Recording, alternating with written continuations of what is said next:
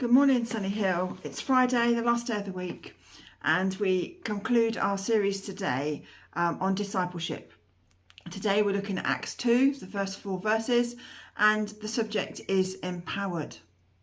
So we've talked about God calls us, God sends us, we've talked about the cost of that, we've talked about the reward of that, and today we're talking about how God empowers us. We've touched on it slightly on other days when we've said that God does not ask us to do something without equipping us.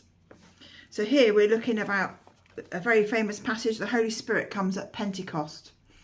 Well, Pentecost was held 50 days after the Passover.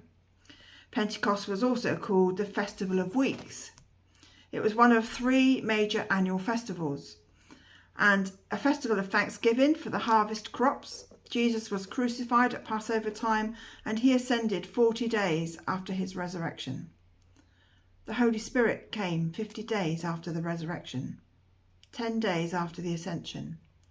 Jews of many nations had gathered in Jerusalem for this festival. And Peter's speech that was given in later on in the chapter was given to an international audience of people of lots of nationalities from lots of different places, and it resulted in a worldwide harvest of new believers, the first converts of Christianity. So as we start to look at these verses, it's talking about in verses 3 and 4, they saw what seemed to be tongues of fire. Tongues of fire. This was a fulfillment of John the Baptist's words about the Holy Spirit baptizing with fire, and of the prophet Joel's words about the outpouring of the Holy Spirit.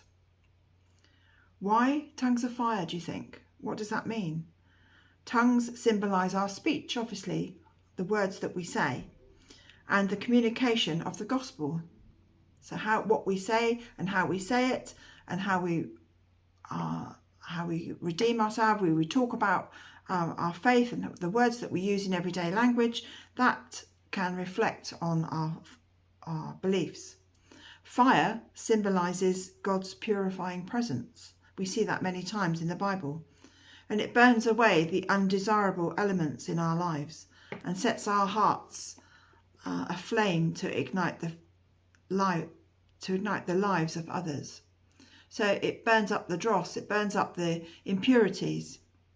On Mount Sinai, God confirmed the validity of the Old Testament law with fire from heaven. At Pentecost, God confirmed the validity of the Holy Spirit's ministry by sending fire. At Mount Sinai, fire came down on one place at Pentecost. Fire came down on many believers, symbolising that God's presence is now available to all who believe in him.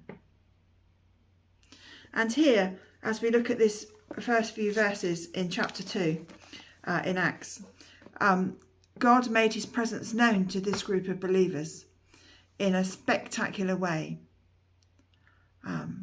Violent wind, fire, and his Holy Spirit. Would you like God to reveal himself to you in such recognisable ways? Maybe that's happened to you. Maybe it hasn't. He may do so. He may do that. He may have experienced something like that. But be wary of forcing your expectations on God. Sometimes we need big neon signs, don't we? We want it to be in big lights in order to believe that it is God. But God, when he speaks to us, it's often a whisper. It's often a whisper. Elijah also needed a message from God, and first came a great wind, and then an earthquake, and finally a fire. But God's message came in that gentle whisper. God may use dramatic methods sometimes, like he did here, to come, and we may speak in a gentle whisper, but we need to wait patiently and always listen. Are you and I waiting patiently? Are we listening? To me, that gentle whisper can be missed. Sometimes the busyness of life comes along and we get so enraptured in that we don't listen to that gentle whisper. When we don't spend time with God in prayer and just having our quiet times, we don't hear what God has to say to us.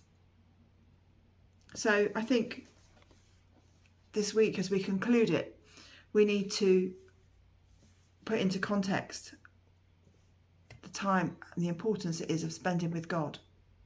Every day we need to sit down and make that time to be with God, to listen to him and listen to what he's saying to us, to pour out our hearts to him, because then we will know that calling, then we will know where he's sending us. We will hear and understand the cost that's going to be and be prepared to pay it. We'll reap those rewards, but with it all we'll be empowered, we'll be equipped, we'll be sent and ready. I hope it's been a benefit to you. It's been a great pleasure spending time with you this week. Take care and God bless. Bye-bye.